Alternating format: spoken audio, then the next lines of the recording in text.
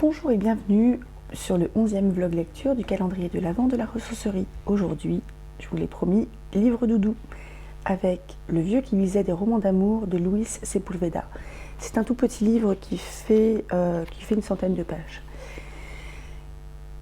qui a été adapté il y a quelques années aussi dans un bon film, franchement, qui est peut-être un petit peu confidentiel. Donc, lorsque les habitants d'El Idilio découvrent dans une pirogue le cadavre d'un homme blond assassiné, ils n'hésitent pas à accuser les Indiens de meurtre. Seul Antonio José Bolivar déchiffre dans l'étrange blessure la marque d'un félin.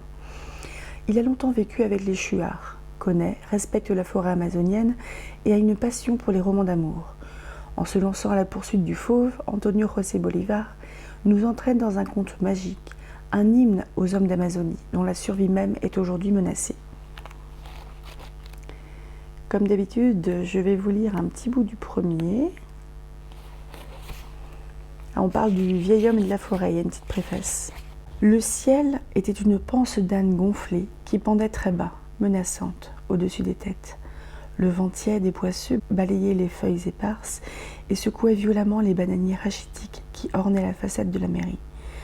Les quelques habitants d'El Idilio, auxquels s'était joint une poignée d'aventuriers venus des environs, attendaient sur le quai leur tour de s'asseoir dans le fauteuil mobile du dentiste, le docteur Rubicondo Loachamin, qui pratiquait une étrange anesthésie verbale pour atténuer les douleurs de ses clients. « Ça te fait mal ?» questionnait-il. Agrippés au bras du fauteuil, les patients, en guise de réponse, ouvraient des yeux immenses et transpiraient à grosses gouttes. Certains tentaient de retirer de leur bouche les mains insolentes du dentiste afin de pouvoir lui répondre par une grossièreté bien sentie, mais il se heurtait à ses muscles puissants et à sa voix autoritaire. « Tiens-toi tranquille, bordel, pas les pattes. Je sais bien que ça te fait mal. Mais à qui la faute, hein? À moi? Non. Au gouvernement. Enfonce-toi bien ça dans le crâne. C'est la faute au gouvernement si t'as les dents pourries et si tu as mal. La faute au gouvernement. » Donc je vous préviens, c'est quand même ultra décalé par rapport à ce qu'on peut vivre, on va dire, en Occident. Là, c'est... Si vous pensez qu'il y a des déserts médicaux dans la Creuse, là, c'est puissance 1000.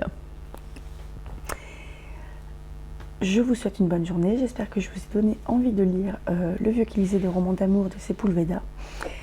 Et à demain pour le 12e vlog lecture du calendrier de l'Avent de la ressourcerie.